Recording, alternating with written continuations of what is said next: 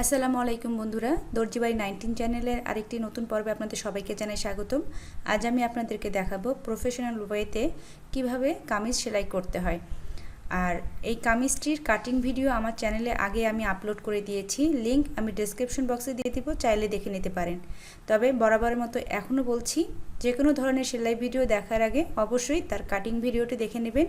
সেক্ষেত্রে সেলাইটি বুঝতে নতুনদের অনেকটাই সুবিধা হবে। আর আজকের পর্বে অনেক ধরনের টিপস এবং ট্রিক্স আমি শেয়ার করব, নতুনদের কাজ যতটা সম্ভব সহজ করে দেখিয়ে দেওয়ার চেষ্টা করব। তাই ভিডিওটি সম্পূর্ণ দেখার অনুরোধ নিয়ে শুরু করছি আমার আজকের পর্ব। আসুন তাহলে বন্ধুরা শুরু করা যাক।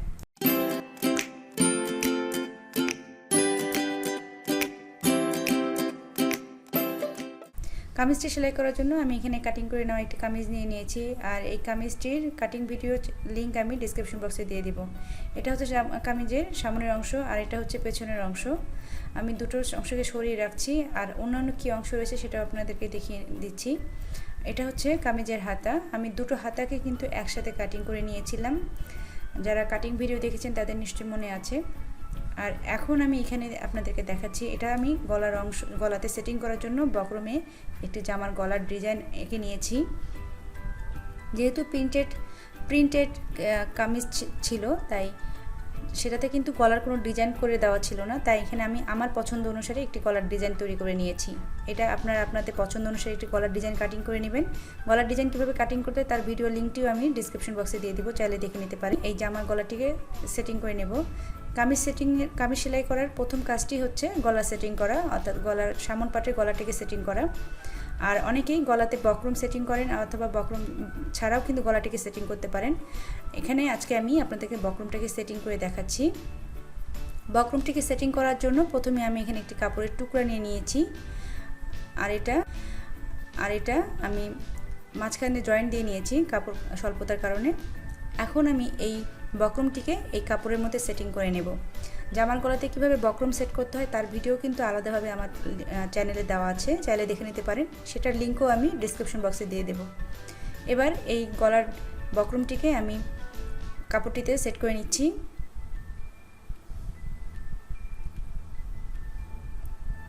বাড়তি অপ্রয়োজনীয় কাপড়গুলো সেগুলোকে আমি কেটে ফেলে দিচ্ছি। এবার আমি যতটুকু সেলাই করতে কাপড় লাগবে আমি ততটুকু কাপড় রেখে বাকি প্রয়োজনীয় কাপড়গুলো কেটে ফেলে দিচ্ছি। এখন আমি সেলাইয়ের জন্য যে বাড়তি কাপড়টুকু রেখে দিলাম, মার্জিনের কাপড়টিকে মুড়িয়ে সেলাই করে নেব। বক্রমটির চার সাইড দিয়ে আমি কাপড়টিকে মুড়িয়ে সেলাই করে নেব এবং বাড়তি কাপড়টুকু কেটে ফেলে দেব। এখন আমি জামাতের গলাটিকে সেটিং করে নিচ্ছি, অর্থাৎ বক্রমটিকে যে কাপড়ের উপর সেটিং করে নিলাম সেই কাপড়টিকে বক্রমের দুই ভাঁজ করে কাপড়ের মিডল অংশটা বের করে নিচ্ছি সেই কাপড়টির, এবং এই মিডল অংশ এবং জামার যে মিডল অংশটি রয়েছে সেই দুটো মিডল অংশকে মিলে নিয়ে আমি এর মাঝে একটি সেলাই দিয়ে দেব। অর্থাৎ আমার এই সেলাই দেওয়ার কারণ হচ্ছে যাতে গলার বক্রমটি সেট হয়ে যায়। আমি যখন বক্রমটি সাইড দিয়ে সেলাই করব, গলাটা যাতে নড়াচড়া না করে এবং সেলাইটি যেন বাঁকা না হয়ে যায়, তাই আমি কাপড়টিকে এখানে একটি টেম্পোরারি সেলাইয়ের মাধ্যমে এই গলার বক্রমটিকে জামার সাথে সেট করে নিচ্ছি। আমি এর আগেও এই গলা সেটিংয়ের বিষয়টি আপনাদের বিস্তারিতভাবে দেখিয়েছি, তারপরও বিগিনারদের কাজের সুবিধার্থে আমি এখানে বিস্তারিতভাবে আস্তে আস্তে সব কিছু দেখাচ্ছি।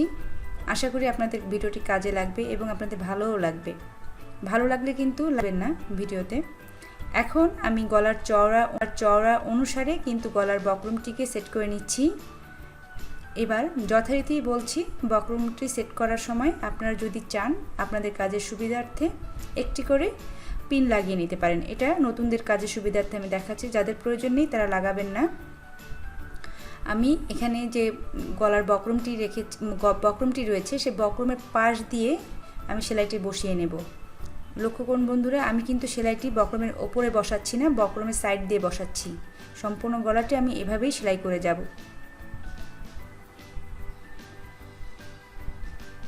এবার বাড়তি কাপড়টুকু কেটে ফেলে দেব, অবশ্যই সেলাইয়ের জন্য মার্জিনের কাপড় রেখে, এবং ছোট ছোট করে কাট লাগিয়ে নেব। এবার এই বক্রমেরটিকে পট্টিটিকে আমি উল্টে নিচ্ছি, নিয়ে নিচে যে মার্জিনের কাপড় রেখেছিলাম 1/4 ইঞ্চি পরিমাণ, সেই বক্রমের সাথে সেই 1/4 ইঞ্চি কাপড়টিকে সেট করে নিয়ে একটি চাপ সেলাই দিচ্ছি। লক্ষ্য করুন আমি কিভাবে করছি। এবার আমি জামার পেছনের গলাটিকে সেটিং করব। আর জামার পেছনের গলার সেটিং করা আমি জামার মাপ অনুসারে, গলার মাপ অনুসারে একটি কাপড়ে পট্টি কেটে নিয়েছিলাম এবং এই পট্টিটারও চারপাশে আমি সেলাই করে নিয়েছি। নিয়ে এখন এই পট্টিটাকে যথারীতি সামনের গলার মতো করেই সেট করে নিচ্ছি। সেট করে নিয়ে ছোটো ছোটো করে কাট লাগাতে হবে। কাট লাগিয়ে উল্টিয়ে সেটাতেও একটি করে চাপ সেলাই বসিয়ে দিতে হবে। আমি সেটাই করছি এখানে। এবার আমি জামার সামন এবং পেছন পাটের অংশটিকে একসাথে জয়েন করব, অর্থাৎ কাঁধের অংশটিকে জয়েন করব। অনেকে বলে, অনেকে আমি যখন পুট বলে থাকি, অনেকে বুঝেন না পুট কাকে বলে, অর্থাৎ কাঁধের অংশটিকে কিন্তু আমরা পুট বলে থাকি। এখন আমরা এই পুটের অংশটিকে জয়েন করছি। যে যেই ভাষায় জানেন না কেন, কাঁধ অথবা পুট, আমি এখন সেইটাকেই জয়েন করে নিচ্ছি এবং একইভাবে দুটো পাশেরই, অর্থাৎ দুটো কাঁধের অংশটাকে আমি জয়েন করে নিচ্ছি। কাঁধের অংশ কীভাবে সেলাই করতে হয় সেটারও কিন্তু ভিডিও দেওয়া আছে, আমি বলেছি। আমি সকল বিষয়ের ভিডিও লিঙ্ক ডিসক্রিপশন বক্সে দিয়ে দেব। এখন আমি বডি পার্টের অংশটুকু জয়েন করব। আর আমরা যখন জামাটিকে কাটিং করে থাকি তখন কিন্তু জামার এক সাইডে বডির দাগ দেওয়া থাকে। প্রথমে আমি সেই অংশটুকে সেলাই করব, অর্থাৎ যে সাইডে বডির অংশে সেলাই দাগ কাটিংয়ের সময় দাগটি দিয়েছিলাম, সেই দাগ বরাবর করে কিন্তু আমি প্রথমে সেই দাগ অনুসারে কিন্তু বডিটাকে জয়েন করে নিচ্ছি। এটা আমাদের কাজের সুবিধার্থে যে অংশে দাগটি দেওয়া আছে ধরেই কিন্তু আমি সেলাইটি করছি। এবং সেলাই করে আমি কিন্তু হিপের অংশে এসে একটি লক সেলাই দিচ্ছি। লক সেলাই দিয়ে আবার সেই যে লাইনটি যে বরাবর আমি এসেছিলাম সেই বরাবরে সেলাইটিকে ব্যাক করছি। এবার আমি আমি দ্বিতীয় সাইডের বডি পার্টটিকে জয়েন করব। আর এখানে আমি আপনাদেরকে ডিটেলসভাবে দেখাবো কিভাবে বডির মাপটি এখানে ঠিক রাখতে হয়। আমি প্রথমে যে সাইডটিকে সেলাই করেছি বডি, সেই সাইড থেকে ফিতা ধরে আমার বডিতে যতটুকু আমি কাপড় রাখতে হবে ঠিক ততটুকু পরিমাণ মাপ নিয়ে বডির মাপ নিচ্ছি। একইভাবে ফিতা দিয়ে কোমরের মাপ আমার এখানে 32 ইঞ্চি, আমি এখানে 32 অর্ধেক 16তে দাগ দিয়ে দিচ্ছি। ঠিক একইভাবে কিন্তু আমি হিপের মাপটিও নিয়ে নেব। হিপে যতটুকু আমরা কাপড় রেখেছি, যতটুকু আমাদের মাপ নেওয়ার প্রয়োজন আছে, ঠিক এইভাবেই আমরা ফিতাটিকে ধরে আমরা হিপের মাপটিকে বের করে নেব। এতটা ডিটেলসভাবে আমি আপনাদের শুধুমাত্র কাজের সুবিধার্থে বোঝাচ্ছি। যারা বিগিনার তারা যাতে ফিনিশিংয়ের সাথে 3 পিসটি সেলাই করতে পারেন সেই কাজের জন্যই কিন্তু আমি এখানে এতটা ডিটেলসভাবে দেখাচ্ছি।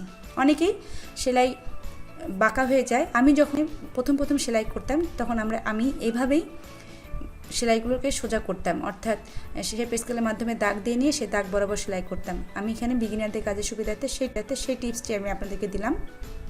আপনারা কিন্তু পয়েন্ট করে নেওয়া জায়গাগুলোতে কিন্তু শেপ স্কেলের মাধ্যমে দাগ দিয়ে নিতে পারেন এবং সেই দাগ বরাবর সেলাই করে নিতে পারেন। আমি সেভাবেই কিন্তু এখানে আপনাদেরকে কাজটি করে দেখালাম। একইভাবে আমি সেলাইটিকে আবার ব্যাক করে যাচ্ছি। যে দিক দিয়ে আমি সেলাইটি শুরু করেছিলাম ঠিক সেই দিক দিয়ে সেলাইটি শেষ করলাম। বডি পার্টের অংশ সেলাই করা শেষ। এবার আমরা যখন জামার সেলাই করি অনেক সময় দেখা যায় ঘেরের অংশে কাপড় কম বেশি হয়ে যায়, অর্থাৎ যে স্লাইট ওপেনটা আমরা সেলাই করব সেই অংশে কাপড় কম বেশি হয়ে যায়। এই কাজটি যাতে না হয় বা সমান করে যাতে সেলাই করতে পারে সেই জন্য আমি এখানে এই বিষয়টি দেখাচ্ছি। পুটের অংশ থেকে শুরু করে বডি অংশ সবগুলো আমি সমান করে নিচ্ছি। সেলাই টু সেলাই আমি এক সাইজ করে মিলিয়ে নিচ্ছি। মিলিয়ে নিয়ে নিচের যে ঘেরের অংশে কাপড়গুলো রয়েছে সেগুলোকে আমি সমান করে বিছিয়ে নিচ্ছি। লক্ষ্য করুন আমি কিন্তু এখানে সম্পূর্ণ পার্ট আমি সেলাই মাপ অনুসারে কিন্তু সমান করে বিছিয়ে নিয়েছি। খেয়াল রাখতে হবে যে অংশগুলো আমি সেলাই করছি সেই দুটো অংশ সামন এবং পেছন পার্ট দুই সাইডেরই কিন্তু যেন সমান হয়ে বসে। দেখুন এখানে কিন্তু অনেকটা অসমান কাপড় বের হয়েছে। এখন এই অসমান কাপড় থেকে আমাদের যতটুকু ঘের রাখতে হবে ততটুকু ঘের আমি দাগ দিয়ে বের করে নিচ্ছি। বের করে নিয়ে আমাদের সেলাই করতে ঠিক যতটুকু কাপড় লাগবে, অর্থাৎ ম্যাক্সিমাম ক্ষেত্রে 1 ইঞ্চি পরিমাণ কাপড় লাগে। আমি এখানে 1 ইঞ্চি পরিমাণ কাপড় রেখে এই কাপড়টাকে কেটে ফেলে দেবো। আমাদের ঘেরের অংশ 25 ইঞ্চি, 25-এর অর্ধেক 12.5, আমি 12.5 ইঞ্চি এখানে দাগ দিয়ে দিলাম। এবং সাইডে আমি যতটুকু আমার কাপড় মুড়িয়ে সেলাই করতে লাগবে ঠিক ততটুকু কাপড় রেখে বাড়তি যে অসমান কাপড়গুলো রয়েছে সেই কাপড়গুলোকে আমি কেটে ফেলে দিচ্ছি। লক্ষ্য করুন বন্ধুরা আমি কিভাবে করছি। আসলে এই বিষয়টি আপনাদেরকে দেখে শিখে নিতে হবে। আমি আপনাদেরকে ডিটেলসভাবে দেখানোর জন্য, বোঝানোর জন্য আমি এই অংশের প্রত্যেকটি ক্লিপস আমি আনকাট রেখেছি। আপনাদেরকে বোঝানোর জন্য। আর এই কারণেই কিন্তু ভিডিওটা একটু লম্বা হতে পারে, তাই ধৈর্য সহকারে সম্পূর্ণ ভিডিওটা দেখার অনুরোধ করছি। ভিডিওটি টেনে টেনে দেখবেন না, এতে করে অনেক কিছু মিস হয়ে যাওয়ার সম্ভাবনা আছে, তাই ভিডিওটি সম্পূর্ণ দেখার অনুরোধ করছি। আমি কিন্তু এখানে শুরু থেকে শেষ পর্যন্ত সম্পূর্ণ জামাতেই যে বাড়তি যে কাপড়টি রেখেছিলাম আমি সেটা কেটে ফেলে দিচ্ছি। শুধুমাত্র এই কাজটুকু করার জন্যই কিন্তু আমি কাপড়টিকে কাটিং করার সময় ঘেরের অংশে কাপড় একটু বাড়তি রেখে দিই। অনেক সময় সেলাইয়ের কম বেশির কারণে কাপড়টা কম বেশি হয়ে যায়, তাই এই কম বেশি কাপড়টুকু কেটে যাতে আমরা সমান করতে পারি তার জন্য কিন্তু আমি একটু বাড়তি কাপড় রেখে দিই এবং এই ক্ষেত্রে এসে আমি কাপড়টিকে কেটে সমান করে নিই। এখন আমি এই ঘেরে এবার এই ঘেরের কাপড়টিকে আমি ফাড়ার অংশের কাপড়টিকে দুইবার মুড়িয়ে নিচ্ছি। যতটুকু চওড়া আপনারা রাখতে চান ততটুকু চওড়া রেখে সেলাইটি করবেন। আমি সেলাইটিকে স্টপ করে দিচ্ছি। এবার সেই কারণে আপনাদের এখানে একটি জিনিস আমি বুঝিয়ে দেব, তা হচ্ছে স্লাইড ওপেনের এখানে এসে আমি কাপড়টিকে সমান করে নিচ্ছি, নিয়ে এখানে আমি সেলাইটিকে স্টপ করে হুডটিকে আলগা করে কাপড়টিকে আমি ঘুরিয়ে নিচ্ছি, যাতে আমি আরেক পাশের কাপড়টিকে মুড়িয়ে সেলাই করতে পারি। দেখুন আমি কিভাবে করছি, ঠিক সেভাবে আপনাদেরকে করে নিতে হবে। কাপড়টিকে এখানেও আমি যতটুকু চওড়া আমি প্রথমে নিয়েছিলাম আরেক পাশের কাপড়টিকে মুড়িয়ে সেলাই করতে পারি। দেখুন আমি কিভাবে করছি, ঠিক সেভাবে আপনাদেরকে করে নিতে হবে। কাপড়টিকে এখানেও আমি যতটুকু চওড়া আমি প্রথমে নিয়েছিলাম ততটুকু চওড়া কাপড় রেখে আমি সেলাই করে নিচ্ছি। এবার এখান থেকে আমি যথারীতি যেভাবে আমি ফাড়ার কাপড়টিকে দুইবার মুড়িয়ে সেলাই করে নিয়েছিলাম, এই পাশেও ঠিক সেভাবেই আমি দুইবার মুড়িয়ে সেলাই করে নিচ্ছি এবং শেষ পর্যন্ত আসার আগ মুহূর্তে আমি সেলাইটিকে স্টপ করে আবারও নিচের অংশ এটা ঘেরের অংশটাকে আমি দুইবার মুড়িয়ে নিয়ে সেলাই করে নিচ্ছি। আমি কিন্তু একবারে সেলাই বের হয়ে যাচ্ছে না, এখান থেকে এসে ঠিক হুডটিকে ঘুরিয়ে নিয়ে আমি আবার কাপড়টিকে সেলাই শুরু করছি। টেলার্সে সাধারণত এভাবেই ঘেরের অংশটুকু সেলাই করা হয়ে যায়, আমি আপনাদেরকে সেইভাবেই এখানে সেলাইটি দেখাচ্ছি। আবারও আমি এখানে সেলাইটিকে স্টপ করে কাপড়টিকে মুড়িয়ে নিয়ে হুডটিকে আলগা করে কাপড়টিকে ঘুরিয়ে সেলাইটিকে স্টপ করে কাপড়টিকে মুড়িয়ে নিয়ে হুডটিকে আলগা করে কাপড়টিকে ঘুরিয়ে নিচ্ছি, নিয়ে আবারও সেলাই শুরু করছি। আর এভাবেই আমি দ্বিতীয় সাইডের ঘেরের অংশটিকে সেলাই করছি।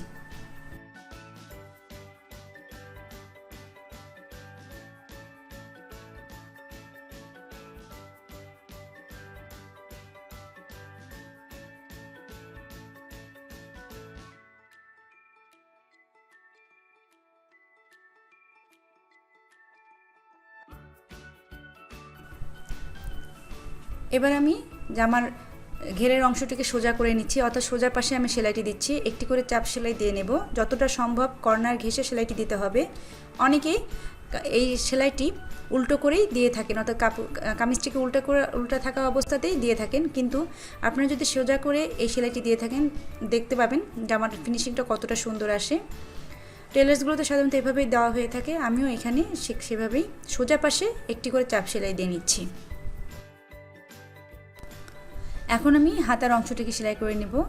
আর এখানে দুটো হাতা একসাথে আমি কাটিং করে নিয়েছিলাম।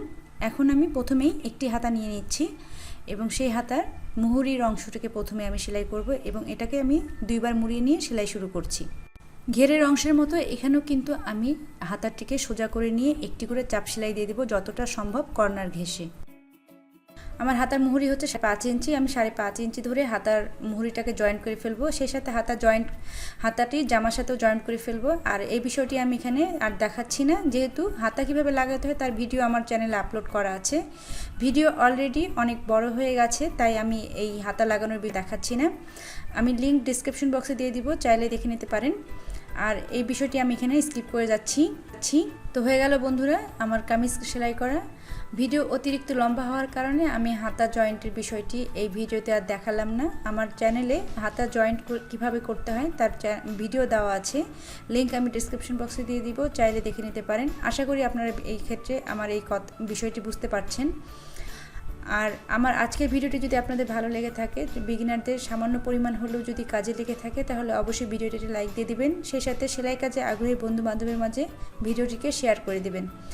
আর আপনি যদি আমার চ্যানেলে নতুন হয়ে থাকেন, অবশ্যই আমার চ্যানেলটিকে সাবস্ক্রাইব করে পাশে থাকা বেল বাটনটি প্রেস করে দেবেন, এতে করে আমার চ্যানেলের আপডেট ভিডিও নোটিফিকেশন আপনি পেয়ে যাবেন। আজ তাহলে এই পর্যন্ত বন্ধুরা, দেখা হবে পরবর্তী ভিডিওতে। সে পর্যন্ত ভালো থাকবেন। আল্লাহ হাফেজ।